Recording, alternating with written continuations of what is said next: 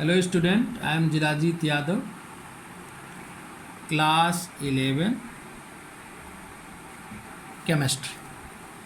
Our topic is cell. Bore का जो atomic model था, बोर ने एटॉमिक मॉडल में बताया था कि जितने भी इलेक्ट्रॉन होते हैं वो स्टेशनरी ऑर्बिट में मूवमेंट करते हैं, यानी उनकी एक फिक्स ऑर्बिट होती है जिसमें वो क्या करते हैं, मूवमेंट करते हैं। इसी ऑर्बिट को क्या बोला गया, सेल। क्या बोला गया, सेल। इसके बाद एक साइंटिस्ट था जिसका नाम था सोमरफेल्ड।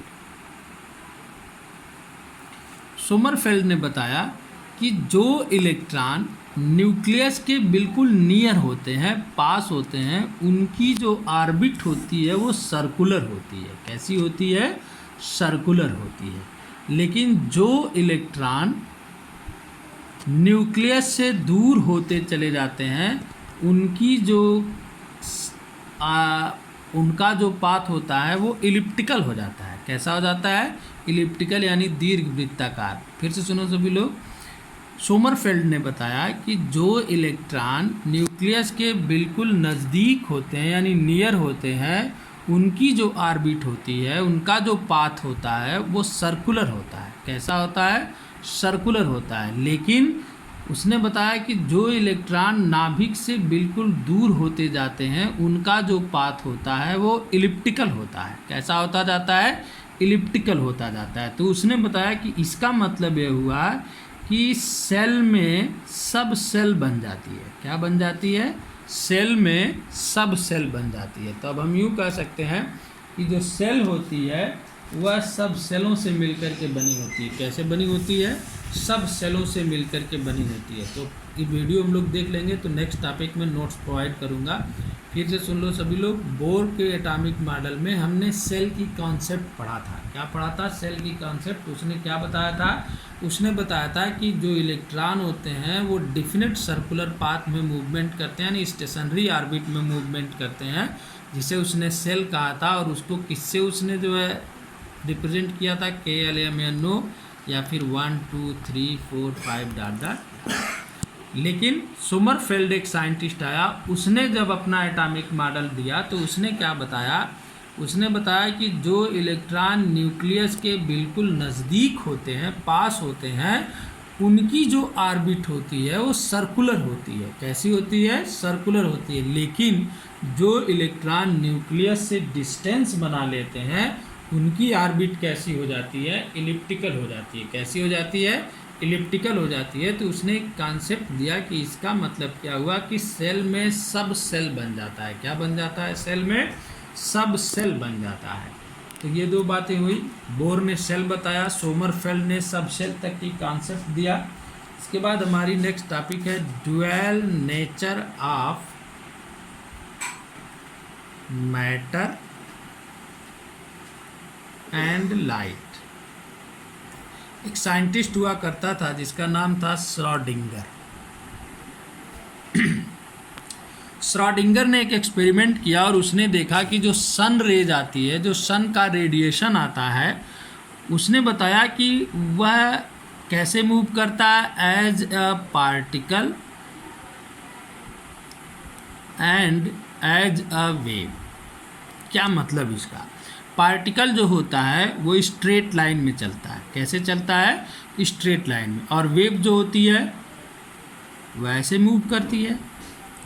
तो उसने क्या बताया, श्रोडिंगर ने अपने एक्सपेरिमेंट में बताया कि जो सन की रेज होती है, सन का रेडिएशन होता है, वह जो है एज ए पार्टिकल होता है एंड एज अ वेव होता है। यानी एक पार्टिकल के रूप में चलता है और वेव के रूप में। कैसे चलता है, तो उसने बताया कि स्ट्रेट लाइन में वाइब्रेशन करता हुआ चलता है। स्ट्रेट लाइन में वेव की तरह वाइब्रेशन करता हुआ चलता है। और उसने यह पाथ बनाया था, यानी as a particle, as a wave. As a particle यानी हम मानते हैं कि पार्टिकल जो होता है वह स्ट्रेट लाइन में चलता है, और जो वेव होती है वह जो है जिग जैग मोशन करती है, यानी ऐसे मोशन करती हुई चलती है। तो उसने बताया कि श्रोडिंगर ने बताया कि जो रेडिएशन है, सन रेडिएशन है, सन की तरफ से आने वाली लाइट है, वह कैसे चलती है, as a particle and as a wave. तो इसके श्रोडिंगर के इस एक्सपेरिमेंट को बेस बनाया एक साइंटिस्ट था डी ब्रॉगली।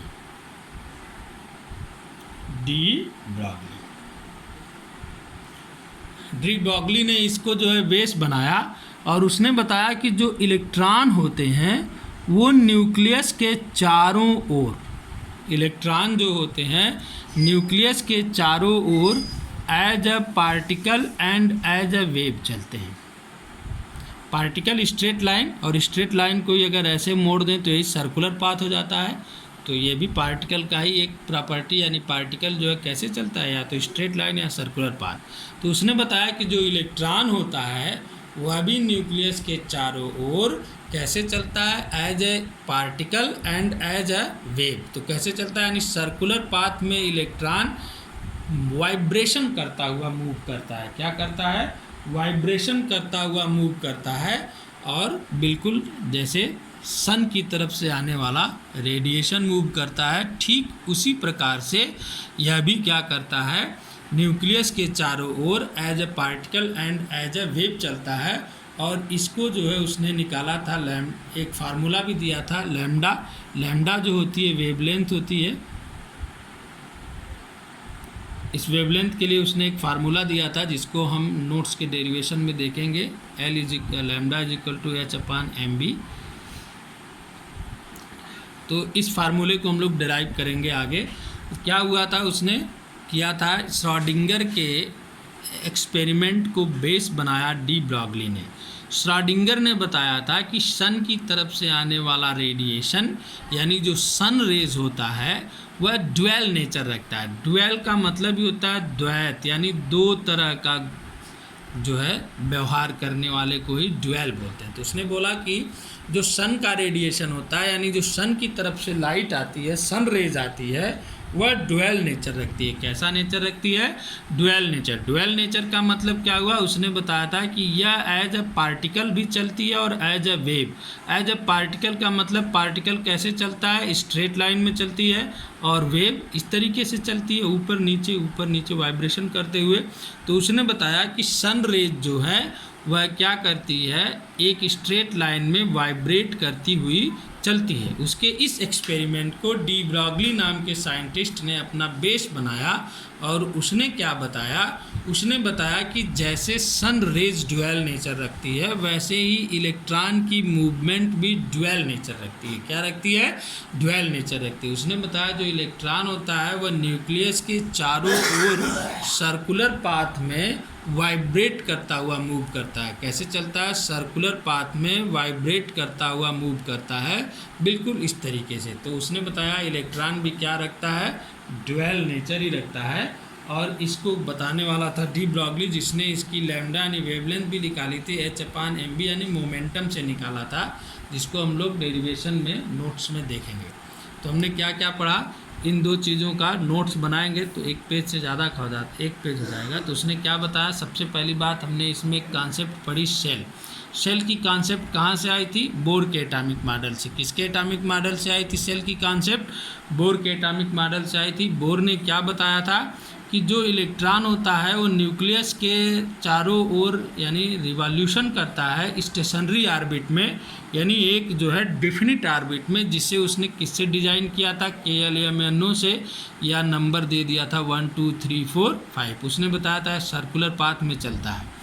तो एक दूसरा साइंटिस्ट आ गया सोमरफेल्ड। सोमरफेल्ड ने एक नई कॉन्सेप्ट दी। उसने बताया कि जो इलेक्ट्रॉन न्यूक्लियस के बिल्कुल पास होते हैं, एकदम नियर होते हैं, उनकी जो ऑर्बिट होती है वो सर्कुलर होती है। कैसी होती है, सर्कुलर होती है। लेकिन जो इलेक्ट्रॉन न्यूक्लियस से डिस्टेंस बना लेते हैं, यानी दूर चले जाते हैं, वे जब न्यूक्लियस के चारों ओर रिवॉल्यूशन करते हैं, घूमते हैं, मूवमेंट करते हैं, तो अब उनका पाथ जो है वो सर्कुलर नहीं रह जाता। कैसा हो जाता है, इलिप्टिकल हो जाता है। कैसा हो जाता है, इलिप्टिकल हो जाता है। तो उसने बताया कि इसका मतलब कि सेल में क्या बनने लगती हैं, सब सेल। क्या बनने लगती हैं, सब सेल। तो इसका मतलब सभी लोग समझ गए होंगे कि सेल किससे मिलकर बनी होती है, सब सेल से। सेल की कॉन्सेप्ट किसने दिया था, बोर ने।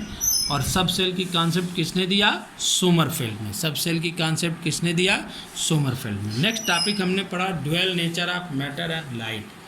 तो हमने बताया कोर्स में तुम्हारे है नहीं, इसलिए समझाते वक्त बता दे रहे हैं, नोट्स में इनका नाम नहीं आएगा श्रोडिंगर का। श्रोडिंगर एक साइंटिस्ट था जिसने एक एक्सपेरिमेंट किया था सन रेज पर। किस पर एक्सपेरिमेंट किया था? सन रेज पर, सन से आने वाली लाइट पर इसने एक्सपेरिमेंट किया था और इसने पाया था कि जो सन से लाइट आती है वह ड्यूअल नेचर रखती है, यानी कि दोहरी प्रवृत्ति रखती है। कैसी? As a particle and as a wave. Particle का मतलब ही होता है कि लीनियर वेलोसिटी। पार्टिकल का मतलब लीनियर वेलोसिटी यानी स्ट्रेट लाइन में चलना, और वेव का मतलब ऐसे चलना यानी जिग जैग में चलना, लीनियर नहीं। तो उसने बताया ड्यूअल नेचर रखता है लाइट का रेडिएशन, यानी सन से आने वाला रेडिएशन, यानी एज अ वेव और एज अ पार्टिकल, यानी वो सीधी लाइन में, स्ट्रेट लाइन में वाइब्रेट करता हुआ चलता है। उसके इस एक्सपेरिमेंट को बेस बनाया था डी ब्रॉगली ने। और डी ब्रॉगली ने क्या बताया था? डी ब्रॉगली ने बताया था कि जिस प्रकार से, जिस तरह से सन रेज ड्यूअल नेचर रखती है, वैसे ही इलेक्ट्रॉन भी क्या रखता है?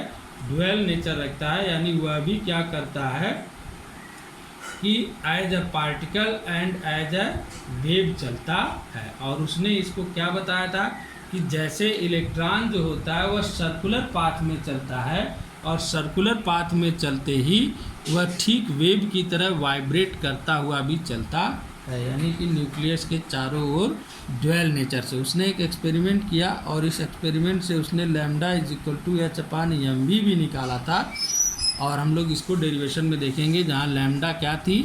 इसकी वेवलेंथ है, h प्लांक कांस्टेंट, कई बार सभी लोग इसको सुन लिए होंगे। मास ऑफ m क्या है? Mass of electron. v क्या है? Velocity of electron. इस रिलेशन को निकाला और इस रिलेशन से उसने लैम्डा की वैल्यू बताई थी, यानी वेवलेंथ की वैल्यू बताई थी। तो इतनी चीज़ को, वीडियो को ध्यान से सुनना सभी लोग। हम लोग इस पर नोट्स भी देखेंगे, नोट्स प्रोवाइड करेंगे, तो उस पर लिखना। कुछ बच्चे मैसेज कर रहे हैं नोट्स के लिए, तो नोट्स देंगे, लेकिन उसको सभी लोग कायदे से पढ़ो, और जो होमवर्क दिया जाता है उसको करके मेरे व्हाट्सएप पर भेजा करो। जब होमवर्क भेजोगे तभी मैं चेक कर पाऊँगा कि जो चीज़ें पढ़ाई जा रही हैं, बताई जा रही हैं, उसको राइट कर पा रहे हो तुम लोग कि नहीं, लिख पा रहे हो कि नहीं अपनी लैंग्वेज में। इसलिए कोई भी होमवर्क को इग्नोर न किया करें।